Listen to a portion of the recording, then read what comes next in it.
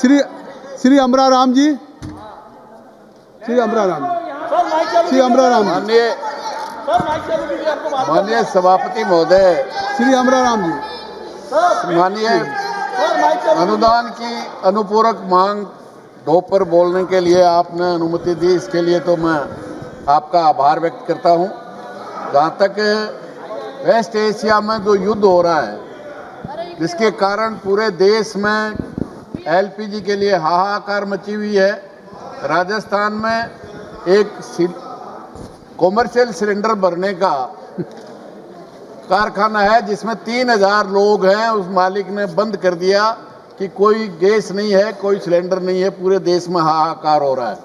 निश्चित रूप से वो इजराइल जिसने 72,000 लोगों की जघन्य हत्या की, जिसमें आधी से ज़्यादा बच्चे और महिलाएं, उसमें हमारा देश का प्रधानमंत्री गए और 2 दिन बाद उस ईरान पे हमला हो गया, जिसके कारण आज जो ये स्थितियां हुई है। एक तरफ हमारा देश वो देश है जो नॉन अलाइनमेंट गुड निरपेक्षता में तमाम विकासशील राष्ट्रों की माननीय सदस्य ये second batch supplementary demand for grants है कि सरकार उसी पे बोल रहा हूँ। सरकार नहीं जो आर्थिक स्थिति खराब हुई है, आज देश में हाहाकार मचा हुआ है। वो बात एलओपी ने उठाई, एक पूरा स्टेटमेंट आया स्पीकर साहब के सामने और एक पूरी क्या उपाय किए गए, क्या कमेटी बनाई गई है। कमेटी से काम नहीं, देश में हाहाकार मचा हुआ है। तमाम उद्योग बंद हो गए, तमाम जो छोटे रेस्टोरेंट हैं, होटलें हैं, वो बंद हैं। लाखों लोगों का और 1 करोड़ लोग अरब कंट्रीज में इस देश के लोग हैं। एक मिनट तो सबसे ज्यादा एक मिनट आप रुक जाए, एक मिनट आप रुक जाए। सुबह leader of opposition Rahul Gandhi इस सवाल को उठाना चाहते थे। उस समय चेयर से एक व्यवस्था हुई और माननीय संसदीय कार्य मंत्री जी ने कहा कि अगर आप इस विषय को उठाना चाहते हैं तो इस विषय की गंभीरता को हम मानते हैं और जब विषय उठाएं तो सरकार क्या कार्रवाई कर रही, विभाग के मंत्री उस पर जवाब देंगे। मुझे लगता है कि सदन की परंपरा, सदन की नियमावली कार्रवाई कि अगर लीडर ऑफ अपोजिशन कोई विषय उठा रहे हैं, नोटिस दिया है, उस पर उन पर सरकार की तरफ से स्टेटमेंट आ रहा है, तो ये तो विषय आप बीच में नहीं बोलेंगे। आप बैठिए मोहम्मद जावेद, नहीं बीच में नहीं बोलेंगे, नहीं और उस पर पूरा विस्तार से आप बैठ जाइए, आपकी बात रिकॉर्ड में नहीं जाएगा। फिर उसके बाद माननीय संसदीय कार्य मंत्री जी, संसदीय कार्य मंत्री जी, संसदीय कार्य मंत्री जावेद जी, एक मिनट। जैसे कि लीडर ऑफ अपोजिशन ने एक पत्र लिखा स्पीकर साहब को, स्पीकर साहब ने तुरंत सरकार को बताया कि लीडर ऑफ अपोजिशन की तरफ से एक रिक्वेस्ट आया है, स्पेशल रिक्वेस्ट आया है, क्योंकि क्वेश्चन आवर के बाद जुरावर होता है। अलग से जब नोटिस आया, वेणुगोपाल जी ने भी रिक्वेस्ट किया, हमने अपना लीडरशिप को बात करके तुरंत, क्योंकि एलओपी का लेटर है और यहाँ सप्लीमेंट्री डिमांड फॉर ग्रांट्स में चर्चा हो रही है, फिर भी हम बीच में स्पेशल परमिशन देंगे। और हम समय भी एलओपी से पूछा आप कितना बजे बोलना चाहते हैं, हम लोगों को बताया गया कि 4 बजे का लगभग वो बोलना चाहते हैं।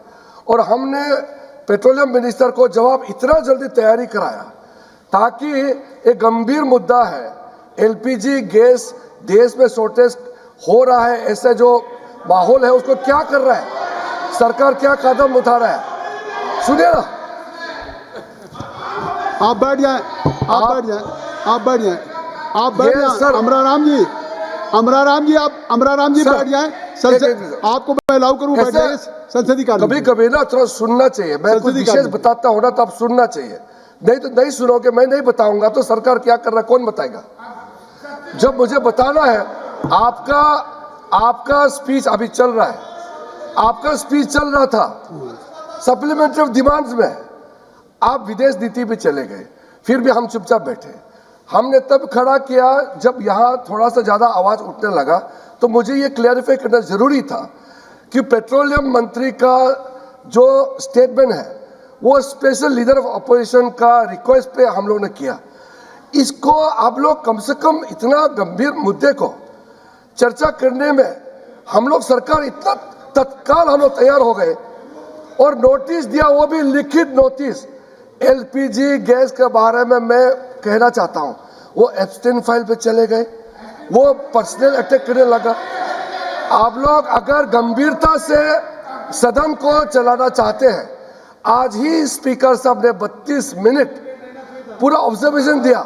मैं तो कम से कम अपेक्षा कर रहा था, आज का दिन तो कम से कम गंभीरता से तो चर्चा करना चाहिए। हमने कल भी बताया, यहाँ देखो ये कागज फिर फाड़ के फेंक दिया।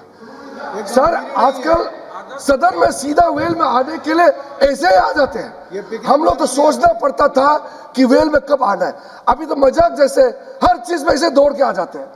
हल्केपन से इस लोकसभा को इन्होंने बना दिया, ऐसा कैसे हो सकता है? आपका लीडर ऑफ अपोजिशन को माइक दिया, स्पेशल परमिशन दिया, विषय का नहीं बोल करके कई चीज और बाकी चीज बोल रहा है। आज बताया गया है नियम से बोलो, नियम तोड़ रहा है, ऐसा नहीं चलता है। मेरा अनुरोध है, जो स्टेटमेंट पेट्रोलियम मिनिस्टर का आ गया है, अब सप्लीमेंट्री डिमांड फॉर ग्रांट्स में फाइनेंस मिनिस्टर बैठी हुई है, वो चर्चा आज जो तय किया है सदन ने, उसको आज पूरा किया जाए। कोड ऑफ कंडक्ट होना चाहिए एलओपी के लिए, code of conduct. Shri Amararam ji, Shri Amararam ji, अब आप नहीं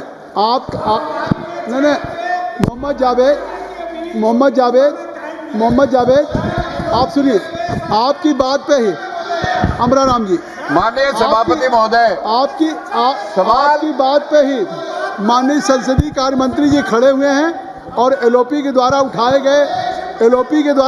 गए सवाल पे और सरकार की तरफ से पूरा वक्तव्य आ गया है और स्टेटमेंट के बाद कोई स्पष्टीकरण नहीं होता है।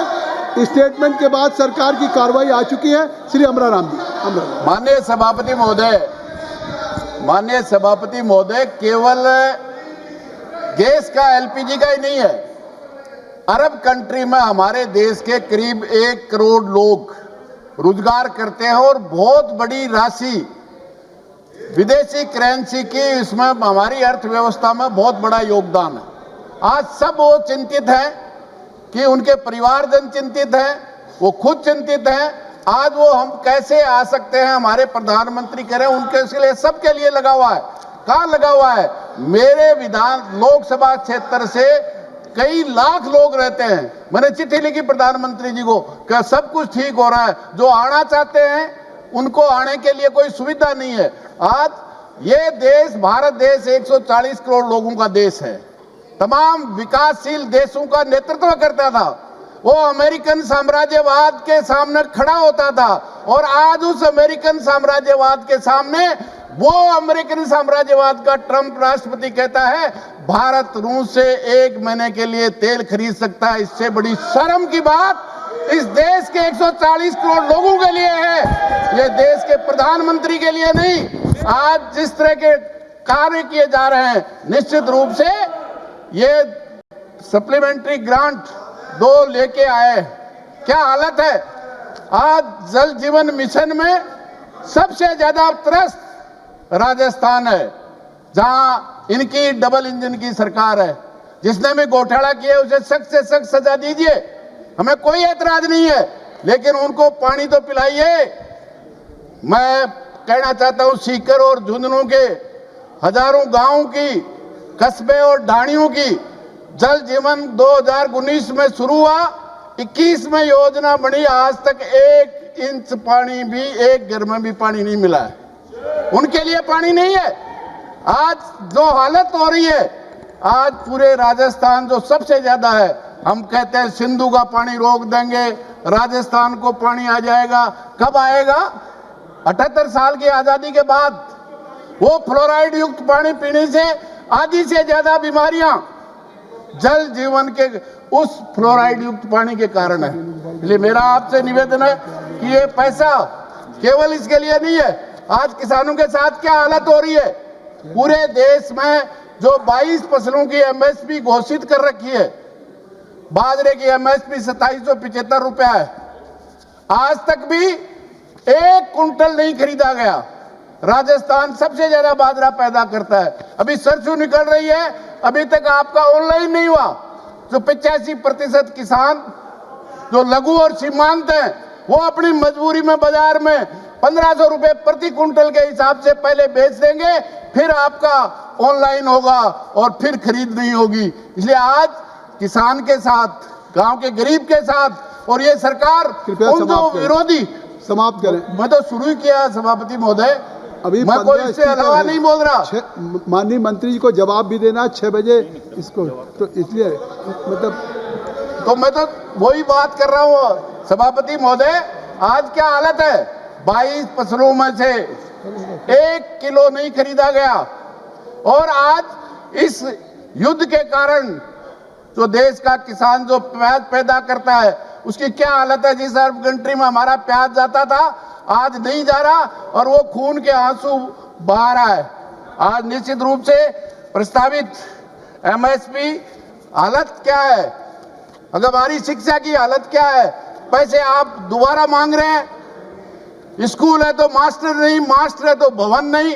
एक राजस्थान के एक स्कूल में 7 बच्चे दब के मर जाते हैं, और अफसोस जब होता है वहां की सरकार उन परिवार को एक बकरी देने का काम करती है अनुदान के रूप में। इससे ज्यादा अफसोसजनक बात नहीं हो सकती। आज 2 तरह के स्कूल में चले जाए 2 तरह के मास्टर हैं, अस्पताल चले जाइए 2 तरह के कर्मचारी हैं, केंद्र सरकार के किसी कार्यालय में चले जाइए आप, कॉन्ट्रैक्ट के कर्मचारी, आउटसोर्सिंग के कर्मचारी। देश में सबसे बड़ी बेरोजगारी इन नीतियों के कारण है, जिन नीतियों के कारण आज इस देश में, जब हमारे देश के प्रधानमंत्री गुजरात के मुख्यमंत्री होते थे, कहते थे रुपए की कीमत गिरती है तो देश का सम्मान गिरता है, और आज वो 92 पार कर रहा है जब देश का सम्मान बढ़ रहा है। इसलिए मेरा तो आपसे निवेदन है कि आज सबसे बड़ी दुनिया में हमारा देश है जहां आर्थिक समानता सबसे ज्यादा है। 5 मिनट हो गए, आप समाप्त करें कृपया। समाप्ति कर रहा हूं सभापति महोदय। समाप्त। इसलिए मेरा तो आपसे निवेदन है, ये सरकार केवल और केवल अमेरिका के सामने जिस तरह से घुटने टेके हैं, जिस तरह से सिलेंडर हुए हैं, श्री मलविंदर सिंह आज जो आयात निर्यात का समझौता हुआ है सबसे बड़ा खतरनाक है। देश को गिरवी रखने का काम। धन्यवाद सर।